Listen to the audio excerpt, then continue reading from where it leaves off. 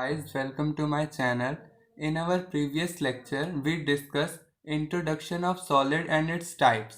Now, today we are going to discuss about the classification of crystalline solid. Classification of crystalline solids. चार types हैं crystalline solid के: ionic solid, metallic solid, non metallic solid और covalent solid. First, we have to discuss about the ionic solid. In these crystalline solid, the constituent particles are positive and negative ions. Ionic solid में हमारे जो constituent particles हैं वो क्या होंगे, या तो पॉजिटिव या नेगेटिव आयंस. और पॉजिटिव और नेगेटिव आयंस को हम क्या बोलते हैं? That is cations and anions. Second point is they have strong electrostatic force of attraction. What is electrostatic force of attraction? जो किसके बीच होती है? हमारी पॉजिटिव और नेगेटिव आयंस के बीच, जो क्या है? कैटायंस और anions. Because of strong electrostatic force of attraction, they have high melting and boiling point. क्योंकि इनका strong electrostatic force of attraction है, इसलिए आयनिक सॉलिड्स का melting point और boiling point high है. In the molten state, they are good conductor of electricity because ions become free. Molten state में आयनिक solid good conductor of electricity हैं क्योंकि इनके ions free हो जाते हैं. फॉर एग्जाम्पल NaCl, ये गुड कंडक्टर ऑफ इलेक्ट्रिसिटी नहीं है, पर मोल्टन स्टेट में जाने में इसके दो फ्री आयंस हो जाते हैं, Na पॉजिटिव और Cl नेगेटिव, जो कि क्या है? चार्ज कैरियर, और ये गुड कंडक्टर हैं इलेक्ट्रिसिटी के. फिफ्थ पॉइंट है because of strong electrostatic force of attraction the ions are closely packed and hence ionic solids are hard. Because of strong electrostatic force of attraction ये closely pack होते हैं और इनके आयनिक solids क्या होते हैं? हार्ड. एग्जाम्पल क्या हैं आयनिक सॉलिड के? NaCl, KCl, ZnS, CaF2.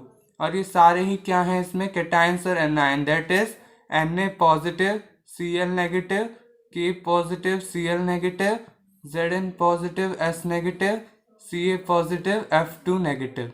Crystalline solid का सेकंड है हमारे पास मेटेलिक सॉलिड. मेटेलिक सॉलिड का first point, in this the constituent particles are metal atoms. Metallic solid में जो उसके कंस्टिट्यूएंट पार्टिकल्स होंगे वो क्या होंगे? Metal atoms. वो सारे के सारे मेटल के ही एटम्स होंगे. सेकंड पॉइंट है कि मेटेलिक सॉलिड में कौन सा बॉन्ड होता है? तो मेटेलिक सॉलिड में मेटेलिक बॉन्ड होता है. They have metallic bond. Metallic solid का थर्ड पॉइंट है they have also high melting and boiling point. कि मेटेलिक सॉलिड का बॉइलिंग पॉइंट और मेल्टिंग पॉइंट भी क्या होता है? High. Suppose example of iron, कि आयरन का मेल्टिंग पॉइंट और बॉइलिंग पॉइंट दोनों ही हाई है. फोर्थ है they also have high conductance.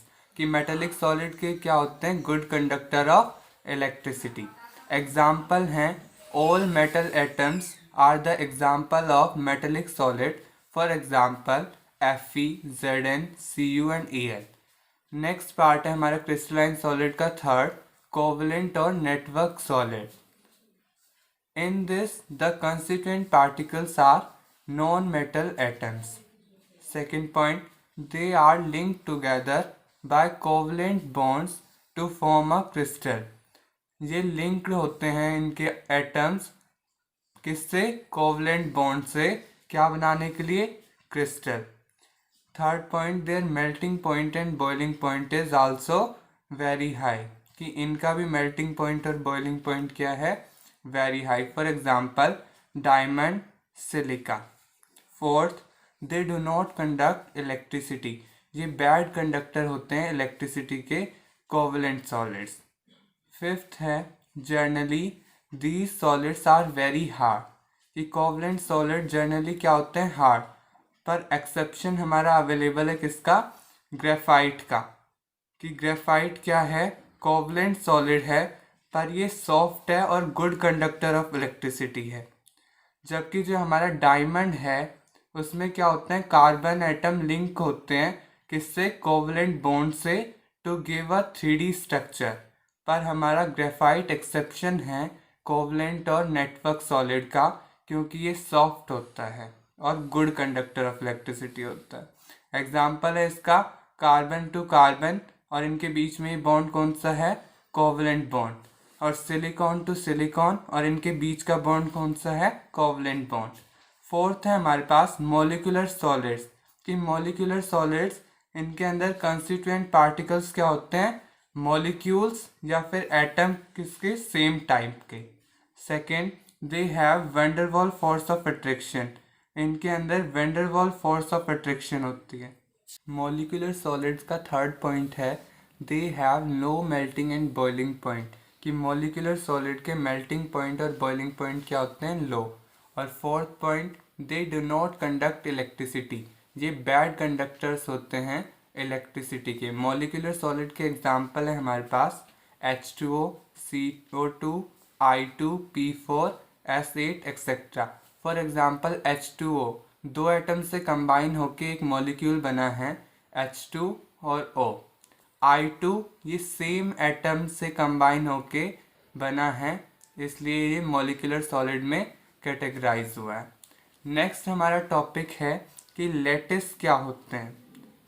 Lattice की define regular arrangement of points, regular arrangement of points को हम क्या कहेंगे, लैटिस, या फिर regular arrangement of constituent particles in 3D, regular arrangement of constituent particles 3 dimension में, उसे भी हम लैटिस कहेंगे। उसके बाद हम पॉइंट का अरेंजमेंट करेंगे इस टाइप से कि हमारा अरेंजमेंट बहुत इफ़ेक्टिव हो, इसलिए हम पहले पॉइंट का अरेंजमेंट ऐसे करेंगे, उसके बाद दो पॉइंट के बीच में अरेंजमेंट करेंगे जिससे हमारा अरेंजमेंट इफ़ेक्टिव हो, इसलिए हम इन दो पॉइंट्स के बीच में एक पॉइंट लगाएंगे और इन सब पॉइंट्स को क्या कहेंगे, लैटिस पॉइंट।